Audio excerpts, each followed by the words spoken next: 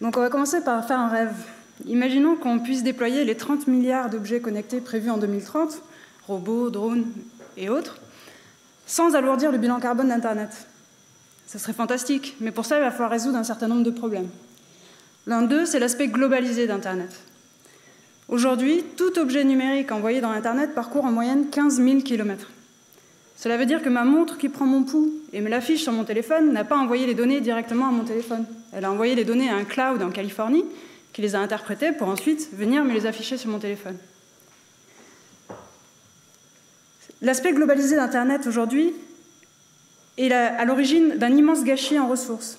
C'est aussi un maillon faible dans l'architecture de nos services numériques. Quand un cloud tombe, c'est des millions d'utilisateurs qui sont touchés. Les clouds sont souvent basés à l'étranger, donc ça menace aussi la souveraineté de nos données. Ce que fait Green Communication, c'est bâtir une alternative. Une alternative où il existe des circuits courts pour la donnée, où la donnée produite localement puisse être consommée localement, et si elle n'est pas disponible localement, pouvoir la chercher ailleurs, directement, sans faire de détour par des clouds. Mais cela nécessite qu'il existe un environnement numérique de proximité. Et c'est ce qu'a créé Green Communication. Green Communication a créé un software, logiciel, qu'on installe à l'intérieur des objets connectés. Il permet à ces objets connectés de communiquer directement avec ses voisins, ou de proche en proche, sans passer par Internet. Il fédère la capacité de calcul de ces objets connectés pour créer un cloud local et distribué sur lequel on va relocaliser des services numériques et les embarquer directement sur les objets connectés eux-mêmes. Ainsi, on crée un environnement numérique de proximité où les objets peuvent communiquer entre eux, collaborer, partager des services numériques sans utiliser les ressources d'Internet et des clouds. Appelons ça un edge. Et disons que ce edge, maintenant, a besoin d'accéder à davantage de ressources, davantage de capacités de calcul, d'autres services, de communiquer avec des utilisateurs extérieurs.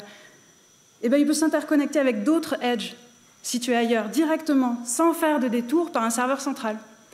C'est ce qu'on appelle un Internet des edges, ou l'équivalent d'un cloud réparti auprès des utilisateurs.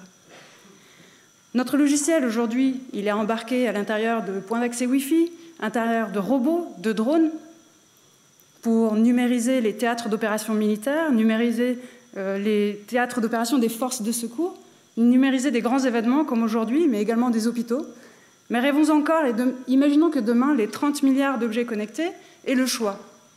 Le choix entre envoyer leurs données vers des clouds par des voies centralisées d'Internet ou envoyer leurs données en circuit court dans un Internet des edges. Pourquoi ? Parce que ça réduit l'impact carbone de nos communications, parce que c'est performant et c'est résilient, et parce qu'en plus, ça offre une gestion souveraine de nos données.